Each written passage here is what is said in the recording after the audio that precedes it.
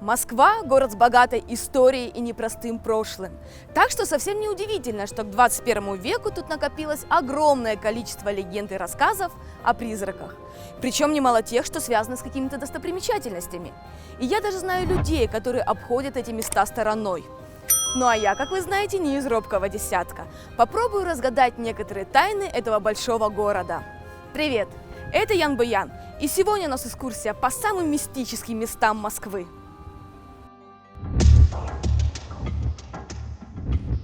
Москва потусторонняя. Какие страшные тайны хранит знаменитый дом напротив Кремля? Я слышал и про призраков, и про мебель из красного дерева, разворованную в свое время. Правда ли, что район Останкино построили на старом кладбище самоубийц? Я бы советовала считать это место проклятым. Какие мистические легенды окутывают Марьину рощу? Сюда свозили неопознанных умерших во время голода и эпидемии. И что за жуткие голоса доносятся из дома, где жил Лаврентий Берия? Были замучены и закопаны там несколько сот несчастных женщин. Хотите пощекотать нервы? Тогда я приглашаю вас на ночную прогулку по мистической Москве. Прямо сейчас.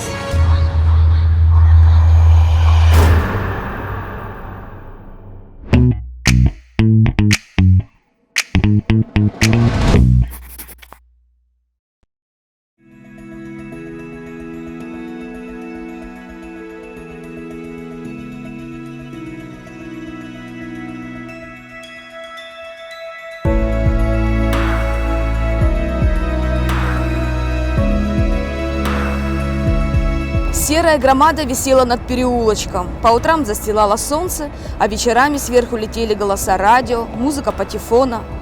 Там, в поднебесных этажах, шла, казалось, совсем иная жизнь, чем внизу, в мелкоте. Это из повести Юрия Трифонова. Свой дом на набережной он написал в одной из этих квартир около полувека назад. И с тех пор название повести закрепилось и за самим зданием. Уже, конечно, много воды утекло, но та самая иная жизнь, кажется, никуда не делась. Вы плачете и в это, что наша песня света.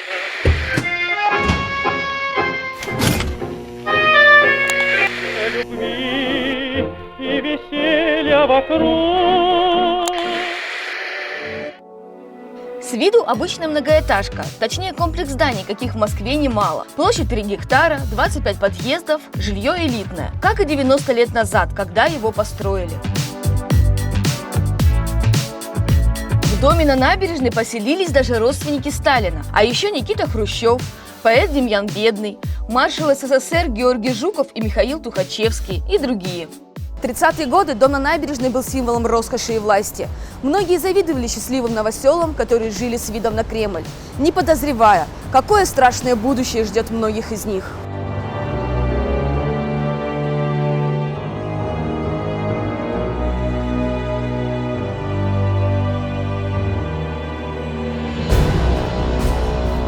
Изменников и шпионов, продавших врагу нашу родину, расстрелять, как поганых псов.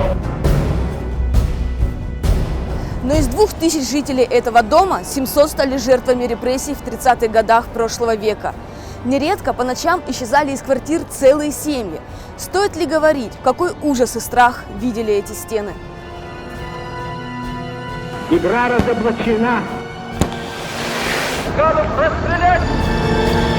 Расстрелять! Всех до одного!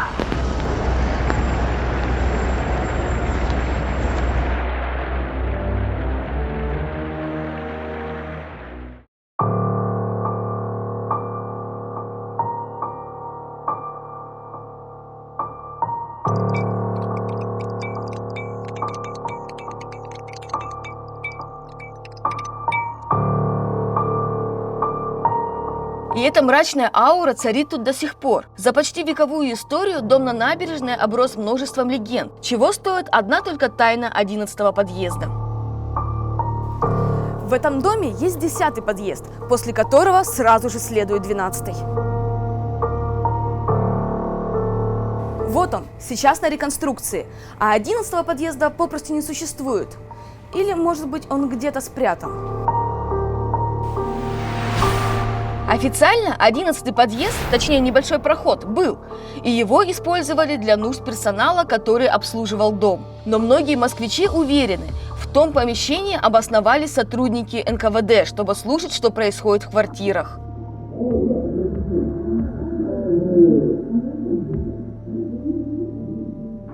Увы, но 11-го подъезда, даже маленького прохода я не увидела. Зато встретила одного из жильцов дома, и он оказался тем еще скептиком. Я слышал и про призраков, и про мебель из красного дерева, разворованную в свое время, и про бункер, который под каким-то из подъездов ведет в Кремль на всякий случай. Но я духов не видел, если честно. А еще рассказывают, что дом на набережной полон призраков расстрелянных жильцов. Как бы то ни было, но владельцы этих квартир не раз говорили, что слышат по ночам странные жуткие звуки.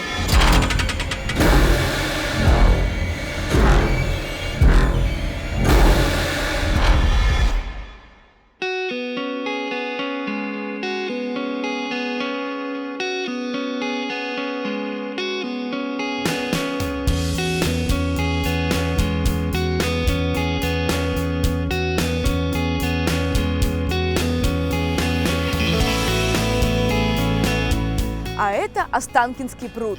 Место, которое москвичи и гости любят. Тут и в самом деле приятно и красиво. Но так было далеко не всегда.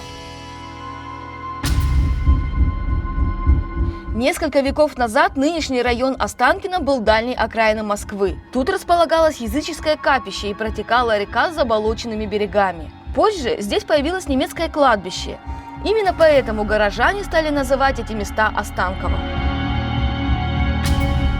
При Петре I эти места достались графу Петру Шереметьеву. Он закрыл глаза на дурную славу болотного погоста и построил тут имение. Останково он переименовал в более благозвучное Останкино.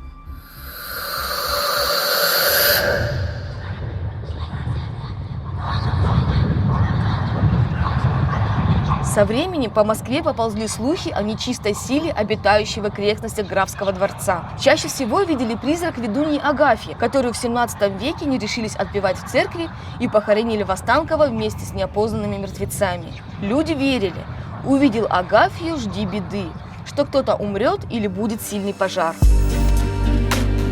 Пожар, который уже 7-й час продолжается внутри Останкинской телебашни. Сегодня появилась информация, что в одном из лифтов обнаружены 3 человека. Спасатели МЧС почти весь день искали возможность добраться до лифтов, где могли находиться пропавшие без вести люди.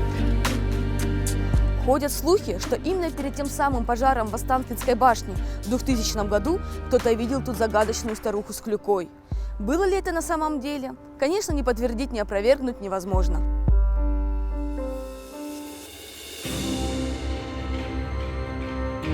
В конце 18 века Шереметьевы построили тут театр. Труппа состояла из крепостных, и нравы за кулисами были жестокими. Учили актерскому ремеслу строго, били розгами. И далеко не все юные актрисы выдерживали такую жизнь. Некоторые топились в прудах, которые с тех самых пор прозвали актерками.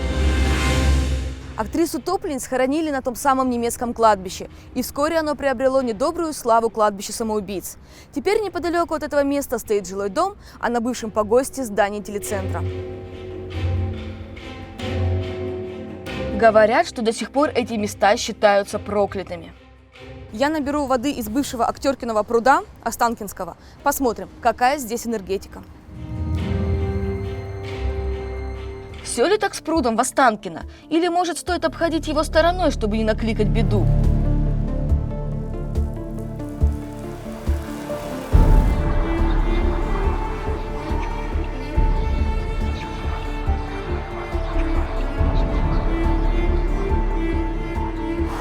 Я принесла останкинскую воду известной ясновидящей Дарье Мироновой. Что скажет она и ее магические приборы? Давайте попробуем измерить энергетику этой воды. Значит, как это измеряется? То есть, если какая-то идет геопатогенная зона, она влияет против часовой стрелки. Вот она сразу начала работать против часовой стрелки. Достаточно сильно. вообще нет. Это отрицательная вода, она несет негативную информацию, негативную энергетику. Я так понимаю, что это вода, как я понимаю, из Останкинского пруда. Все верно. Вот. И, соответственно, что в этом пруде, в этом месте, в этом энергетической зоне происходило много смертей. Ну, то есть это могут быть смерти не сами по себе происходящие, а имеющие под собой насильственную основу.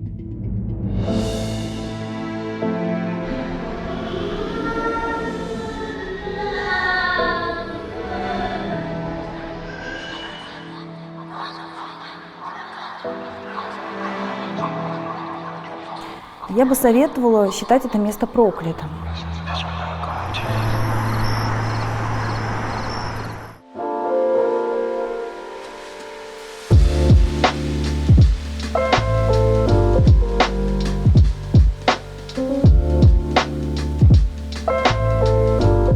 А это район недалеко от Останкино. И как в случае со своим соседом, сегодня благополучный, но при этом один из самых мрачных и мистических.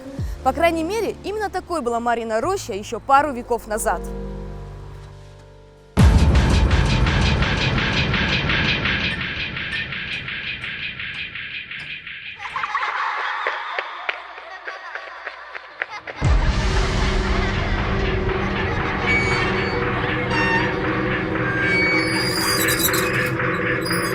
Говорят, что именно здесь больше всего тайных эзотерических обществ и контор. Почему? Вероятно, все дело в темных силах, которые окутывают этот район уже не одно столетие. Историки утверждают, что название Марьиной рощи происходит от располагавшейся здесь когда-то деревни Марьино. Но есть и совсем другая версия. Одна из легенд гласит, в крепостное время жила где-то в этом районе влюбленная пара – колдунья Марья и разбойник Илья. Девушка знахарила, а после в лесу ее богатых клиентов грабил Илья. Но злодействовала эта парочка недолго. Илья застал Марью с другим, да и убил ее. Похоронили девушку как колдунью под деревом, а лес с тех пор так и прозвали – Марьина роща. Существовали ли Марья и Илья, на самом деле неизвестно. Но слава у Марьиной рощи была еще та. Тут обитали большинство воров и бандитов, стояли дома для отбросов общества. А еще сюда свозили неопознанных умерших во время голода и эпидемий. Историческая правда.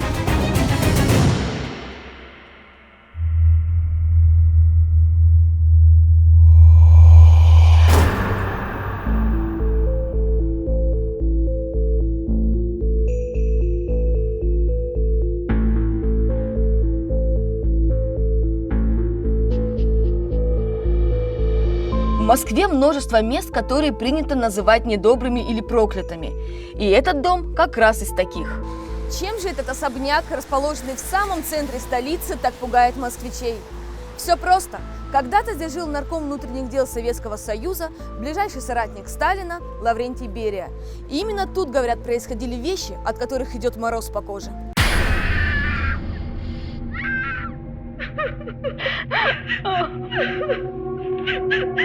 С виду бело-голубой особняк на Малоникитской не вызывает жутких ассоциаций. Высокие окна, барельефы на стенах. Сейчас тут располагается посольство Туниса. Дом выглядит ухоженным, чистым, спокойным. Но это, если не знать его историю.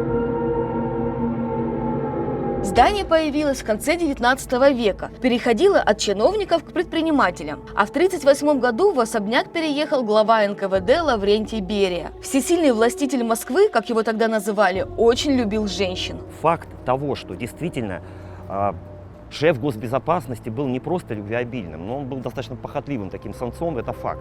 Естественно, он мог себе позволить. Московский гид и историк Александр вспомнил еще одну жуткую историю. Когда-то по столице ходили легенды о черных волгах, которые лично к Берии привозили девушек. И некоторые из них из этого дома уже не выходили. Якобы уже при Берии здесь были замучены и закопаны там несколько сот несчастных женщин. Я считаю, что это это не соответствует действительности.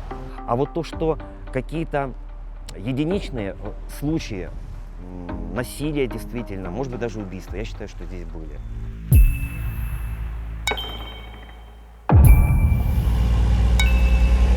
По одной из московских легенд, по ночам возле дома Берии появляется машина-призрак.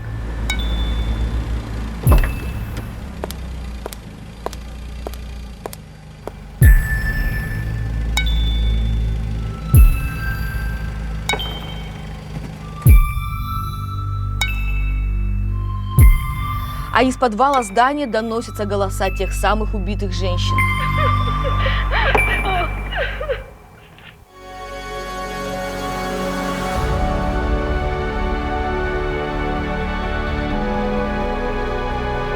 Вот такая она, мистическая Москва. Какие-то из этих историй подтверждены документально, какие-то так и остались на уровне слухов и домыслов. И верить ли всему этому, конечно же, решать вам. Скептики скажут, ерунда все это, бред для внушаемых людей. Мол, при нынешнем изобилии городских камер и смартфонов ни одного видео или аудиоподтверждения такой мистики нет. И ведь не поспоришь. Но согласитесь, обычно достопримечательности становятся гораздо интереснее, если хотя бы чуть-чуть окутаны тайнами. Это Ян Буян. Подписывайтесь на мой канал, ставьте лайки, оставляйте комментарии и не забывайте нажимать колокольчик, чтобы не пропустить следующее видео. Пока-пока!